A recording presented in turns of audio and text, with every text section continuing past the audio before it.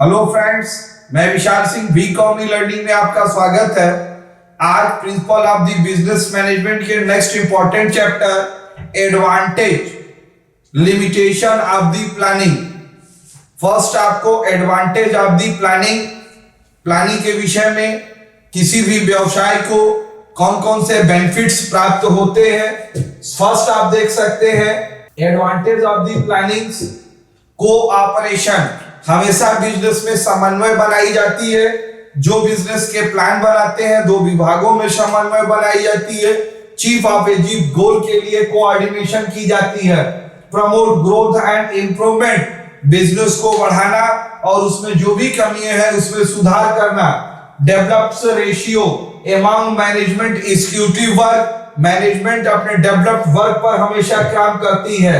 Prevent हेसिटी in the judgement, सही निर्णय लेना जिससे व्यवसाय की डेवलप हो सके। Reduce of the reduction encourage innovation thought, नए विचार को प्राप्त करना, नए सोच को करना कि जिससे बिजनेस हमेशा डेवलप हो। रैंडम एक्शन, हमेशा रैंडम एक्शन तेजी से काम करने के ऊपर प्लान पर वर्क किया जाता है। सिक्योर्ड वर्क की जाती है जो बिजनेस के लिए टोटल सपोर्ट करती है। आप देख सकते हैं कि the business object can be easily secured those plan because planning enable purposeful orderly setup activities instead random action provide coordinate effort and reduce risk and uncertainty। Business के होने वाले रिस्क को कम करती है और सिक्योर्ड प्लान लेती है जो गोल को प्राप्त करने में सहायता प्रदान करती है। डिसीजन मेकिंग, आप देख सकते हैं हम किसी भी स्तर पे किसी भी लेवल पे जाते हैं तो इस पर हमारा निर्णय ही हमें आपको वर्क पर आगे डेवलपमेंट में फुल सपोर्ट एंड बिजनेस को प्रदान की जाती है। आप देख सकते हैं planning facility process decision making. Planning facility तभी रहेगी जब डिसीजन मेकिंग की क्षमता अधिक रहेगी आप में। Future plan in the future life, हमेशा planning next work next year top level पे ये 1 to 5 ईयर 10 ईयर के लिए भी हम प्लान बनाते हैं कि जो भविष्य में हम सिस्टमैटिक मैनर से मैनेजमेंट को maximum benefit out of the programmes का वर्क कर सकते हैं। रैपिड ग्रोथ, अगर प्लानिंग होगी स्ट्रेटेजिक फिक्स होगा तो कार्य होगी तो ग्रोथ दिन दुगुना रात चौगुने के हिसाब से होनी चाहिए। In the rapid growth of the technical development of use latest technology planning help in the plan process, latest नई टेक्नोलॉजी को और हेल्प करती है जो सहायता। Large scale of the economics, इनकी जो भी प्लानिंग बनती है वो छोटे लेवल पे एक मोहल्ला कस्बा डिस्ट्रिक्ट लेवल पे नहीं, वो स्टेट लेवल पे नेशनल लेवल पे और इंटरनेशनल लेवल पे प्लानिंग बनाई जाती है कि हम अपने बिजनेस को एक लार्ज स्मॉल स्केल इंडस्ट्री से प्राइवेट लिमिटेड से पब्लिक लिमिटेड बनाते हुए इंटरनेशनल की कंपनी बनाएं कि जिस प्रकार से हम उस पर डेवलपमेंट वर्क करें। जिस प्रकार से आप टाटा कंपनी कभी बहुत छोटी हुई थी, आज इंटरनेशनल लेवल पे अपने आप को प्रस्तुत की, महिंद्रा इंटरनेशनल लेवल पे प्रस्तुत की। आप देख सकते हैं मारुति सुजुकी की ब्रांड एक बन चुकी है, हीरो की एक ब्रांड मोटरसाइकिल में बनी है। तो यह एक कभी छोटे लेवल पे काम होता था लेकिन एक प्लानिंग स्ट्रेटेजी के अंतर्गत आज ये भारतीय कंपनियां भी इंटरनेशनल लेवल पे अपने बिजनेस को डेवलपमेंट किए हैं। नेक्स्ट आप देख सकते हैं बजट कंट्रोल, जो भी हमें किसी भी व्यवसाय को चलाने के लिए इनकम एंड एक्सपेंसेस पर कंट्रोलिंग, हमें जैसे इनकम हो उसी प्रकार से एक्सपेंस हो। ऐसा नहीं कि हमारी एक्सपेंस ज्यादा हो तो हमारे बिजनेस के लिए लॉस हो। इसके लिए budget, leading budget team spirit planned target provide the basis upon, एक टारगेट प्रोवाइड करती है जिस पर good performance can be reward and poor performance can be taken care. Good performance पर रिवार्ड दिया जाए, पुअर परफॉर्मेंस पर उस कार्य को बंद करके बर्डन कम से कम करने का प्रयास किया जाए। नेक्स्ट है प्लानिंग इज इसेंस, प्लानिंग एक सिस्टमैटिक मैनर से अपनी करनी चाहिए। Activity planning, other activity automatic planning तो प्लानिंग इन सेंस एक प्लान सिस्टमैटिक मैनर हो जो ऑटोमेटिक स्टार्ट टू एंड न चलने वाली, बंद होने वाली प्रक्रिया नहीं, कंटिन्यू चलने वाली प्रक्रिया के आधार पे हो।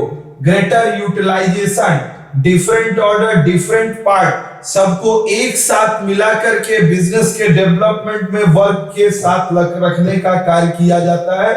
Facility can be because planning the reduce cost and result and higher profitability, higher maximum profit पर काम किया। Limitation of the planning, some limitation of business planning for, planning के डिसएडवांटेज या लिमिटेशन क्या है कि जिससे प्लानिंग से उनको किसी भी बिजनेस में कर सकते हैं, लेकिन यह मानिए कि planning is the systematic manner in the development of the company. Planning हमेशा होना जरूरी है, बिना प्लान का किया गया कार्य सिस्टमैटिक कार्य नहीं माना जाता।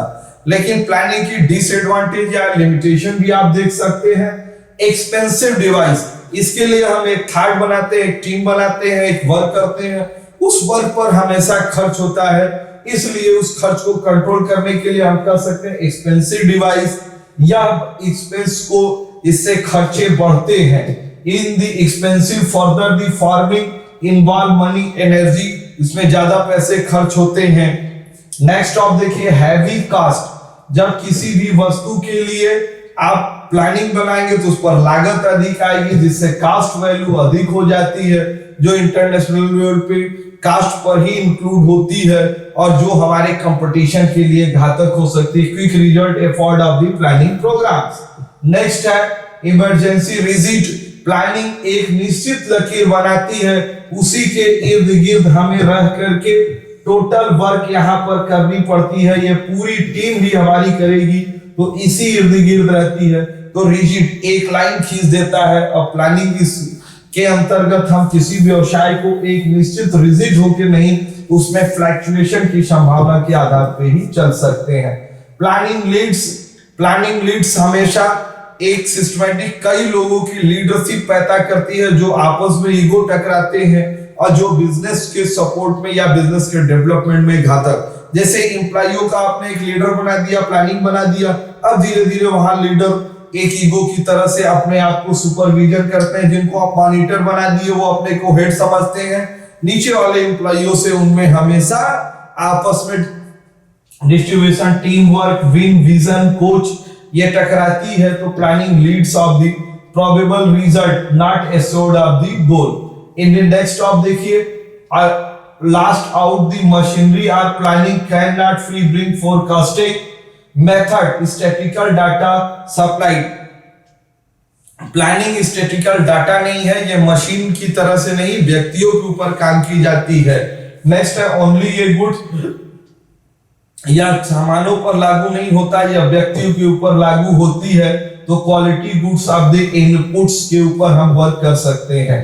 प्लानिंग इनकर्ज, प्लान हमेशा एक सिस्टमैटिक मैनर से होनी चाहिए। जब वो प्लान इनकर्ज ज्यादा बड़ा हो जाती है तो उस पर बाहर अधिक पड़ने लगती है।